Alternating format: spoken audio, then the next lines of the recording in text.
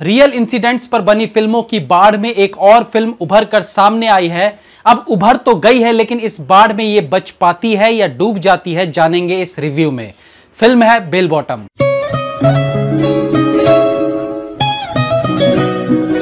Eighties के दशक में भारत और पाकिस्तान के बीच दिखावटी अच्छे संबंधों के बीच अंदर ही अंदर कैसे पाकिस्तान प्लेन हाईजैक करवाकर आतंकवाद का खेल रच रहा था, यह इस फिल्म में दिखाया गया है। कहानी 1980 से पहले के कुछ रियल दृश्यों को दिखाने से शुरू होती है, जहां आतंकवादियों का सबसे बड़ा हथियार बन चुका था प्लेन हाईजैक, और इसी के बलबूते वो अपनी डिमांड्स भारत सरकार से पूरी करवाते थे।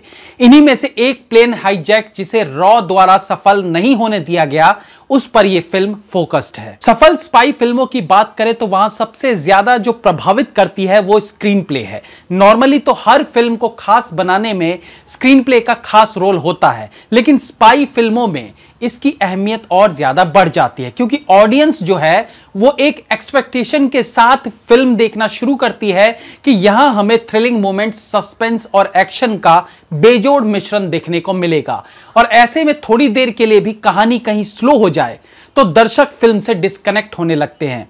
बेल बॉटम की शुरुआत भी हम इसके स्क्रीन प्ले से ही करेंगे, जो बिलो एक्सपेक्टेशंस निकली। जब बात स्पाई फिल्म की हो और उसमें भी अक्षय कुमार हो तो आशाएं बढ़ जाती हैं, क्योंकि इससे पहले उन्होंने बेबी, हॉलीडे जैसी बहुत अच्छी फिल्में दी हैं। तो अगर आप उसी एक्सपेक्टेशंस के साथ ये फिल्म देखने बैठेंगे तो आपको थोड़ी निराशा हाथ लगेगी। सीट की एज पर बैठकर फिल्म देखने वाली एक्सपेक्टेशन सीट के बैक में कमर लगाकर हल्की नींद लेने पर खत्म हो जाती है। देखिए, अगर फिल्म के बीच बीच में आपको फोन पे बात करने का मौका मिल जाए, फेसबुक चेक करने लगे, व्हाट्सएप पर चैटिंग करने लगे, तो इट मींस फिल्म जो है वो दर्शकों पर अपनी पकड़ बनाने में कामयाब नहीं रहती है। फर्स्ट हाफ तक फिल्म स्लो स्क्रीन प्ले के कारण धीमी रहती है। हालांकि स्क्रिप्ट ऐसी थी जिसे अगर स्क्रीन प्ले का सपोर्ट मिलता तो फिल्म और बेहतर प्रदर्शन कर सकती थी, लेकिन धीमी गति से आगे बढ़ती कहानी आपको प्रभावित नहीं कर पाती है। खराब स्क्रीन प्ले का एक नजारा सेकंड हाफ में भी देखने को मिलता है, जब एक छोटा सा सस्पेंस भी डायरेक्टर साहब छुपाकर नहीं रख पाए। एक ही फ्रेम में जब अक्षय कुमार और वो कल्प्रिट जिसे सस्पेंस के लिए बचा के रखा हो दिख जाए, और वो भी उस एंगल से जिससे फिल्म में उन्हें दिखाया गया है, तो ये समझना आसान हो जाता है कि ये फिल्म में वो शख्स है जिसके भरोसे फिल्म में थोड़ा सस्पेंस बनाए रखने की कोशिश की जाएगी, यानी समय से पहले ही सस्पेंस खुल जाता है। क्या है कि आजकल ऑडियंस स्मार्ट हो गई है, आपने हल्का सा क्लू दिया नहीं कि आपके सस्पेंस का गुड़ गोबर हो जाता है। फिल्म क्योंकि 80s में बेस्ड है और उस वक्त इंदिरा गांधी पीएम थी, तो ऑब्वियसली उन्हें क्रेडिट दिया जाएगा इस मिशन के लिए, लेकिन फिर भी कुछ जगह इस बात के संकेत भी दे दिए जाते हैं कि कांग्रेस अक्सर पाकिस्तान को सपोर्ट करती थी। इंदिरा गांधी जी एक मीटिंग करती हैं रॉ ऑफिसर्स और आईबी के साथ, तो मुझे वो तस्वीरें याद आने लगती है जो इंटरनेट पर अक्सर वायरल होती थी, जहां इंदिरा गांधी अपने सीट पर बैठी रहती थी, लेकिन उनके सामने हर कोई खड़ा रहता था, क्योंकि वो अपने सामने चेयर रखवाती ही नहीं थी कि कोई बैठ जाए उस पर। बट यहां सारे ऑफिसर्स बैठे मिले। अब या तो वो तस्वीरें गलत थी या फिर फिल्म में गलत दिखाया गया। एक्टिंग की बात करें तो अक्षय कुमार जिस तरह से अपने रोल को निभाते हैं, उसमें उन्होंने ज्यादा कोई छेड़छाड़ या नयापन लाने की कोशिश नहीं की। बीच बीच में जो वो कॉमेडी करते हैं वो यहां करते दिखाई दिए। थोड़े बहुत एक्शन सीन्स भी उनके द्वारा देखने को मिला, लेकिन स्क्रीन प्ले फिल्म में रोड़ा डाल रही थी, जिसे अक्षय कुमार भी संभाल नहीं पाए थे।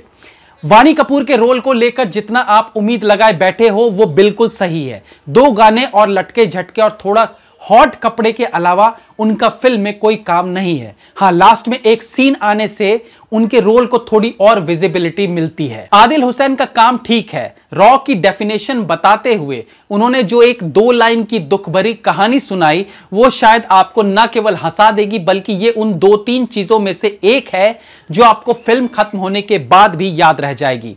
लारा दत्ता के मेकअप की तारीफ की जा सकती है और उनका काम भी ओके है। हुमा कुरैशी गेस्ट अपीयरेंस में है, बट वो भी कुछ खास प्रभावित नहीं कर पाती। एक्शन सीन्स में क्लाइमैक्स का एक्शन सीन कुछ हद तक ठीक है, बट उम्मीद से नीचे रह जाती है।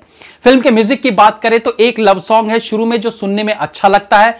बैकग्राउंड म्यूजिक फिल्म के फर्स्ट हाफ का एक प्लस पॉइंट है। 80s के वक्त के म्यूजिक को जिस तरीके से यहां इस्तेमाल किया गया है वो फिल्म के खराब स्क्रीन प्ले की इज्जत बचाए रखती है, लेकिन अफसोस कि सेकंड हाफ में वो दमदार बीजीएम भी मिसिंग नजर आता है। कैमरा एंगल्स में एक दो जगह अक्षय कुमार को ग्रैंड दिखाने के लिए लो एंगल शॉट्स रखे गए हैं, जिन्हें बीजीएम का सपोर्ट मिलता है तो अक्षय कुमार की दमदार छवि देखने को मिलती है। लेकिन लो एंगल शॉट में एक जगह कैमरा शेक होते देखा जा सकता है। आई एम नॉट श्योर ऐसा क्यों था। फिल्म के 2-3 संवाद हैं जो आपको अट्रैक्ट कर सकते हैं, स्पेशली कि हम सिर्फ गांधी की धरती से ही नहीं आते, हम बोस की धरती से भी आते हैं। नेगेटिव किरदार निभाने वाले एक्टर्स भी ज्यादा कुछ प्रभाव नहीं छोड़ पाते हैं। डायरेक्शन बहुत औसत है। अगर डायरेक्टर फिल्म के हर डिपार्टमेंट पर पैनी नजर रखते तो इस अच्छी स्क्रिप्ट पर बेहतरीन फिल्म बनाई जा सकती थी, बट ऐसा नहीं हो पाया। End of the day film below expectation रह जाती है। हालांकि फिल्म में अक्षय कुमार, बैकग्राउंड म्यूजिक और कुछ अच्छे संवाद फिल्म को डूबने से थोड़ा सा बचा लेते हैं। मेरी तरफ से फिल्म को 2 stars. Have a nice day.